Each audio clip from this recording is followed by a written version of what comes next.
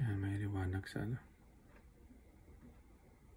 katawan ng babae na ginamot ko na isa-isa yung kukulang.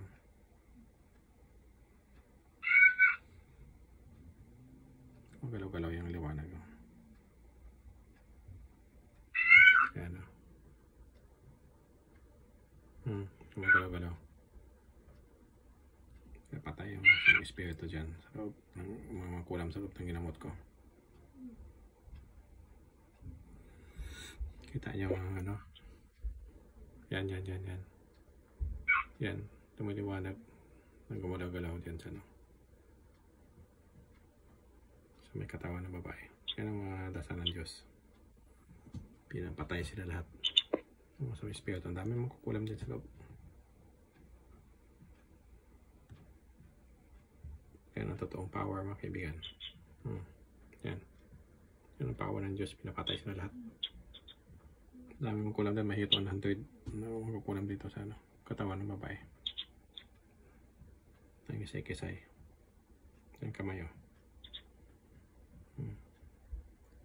Ayan yan na. Inubos na lang sila ng Diyos. Dapat sila mamatay na lahat. Ayan mga kaibigan. Galaw-galaw yung kamay. Yung liwanag yung liwanag na yan gumagalaw-galaw yan yan ang power ng Diyos mga kaibigan. Pinapatay sila, inuubos sila lahat. Yan, nakita nyo na talaga ang powers. Pinapakita ng Diyos yan yan pinapakita sa atin mga kaibigan na totoo. Yan, kita nyo ang galaw-galaw ang kamay ng isay-isay. Yan ang power ng Diyos. Pinapakita ko din sa inyo kasi nakikita ko din, pinapakita sa akin, kaya pinapakita ko din sa inyo. Ayan hindi mo ma-explain kung ano yan. Sinusunog sila, sinusunog. Kita nyo na, walang ilaw yan dyan. Paligid, tinan mo may ilaw ba wala. Yan yan siya ang totoong power ng Diyos. Hinusgahan na sila yan, nakisay-kisay ang katawan ng babae. Yan. Kita nyo, kisay-kisay. Grabe, kisay-kisay, diba? Yan ang pagos, masama.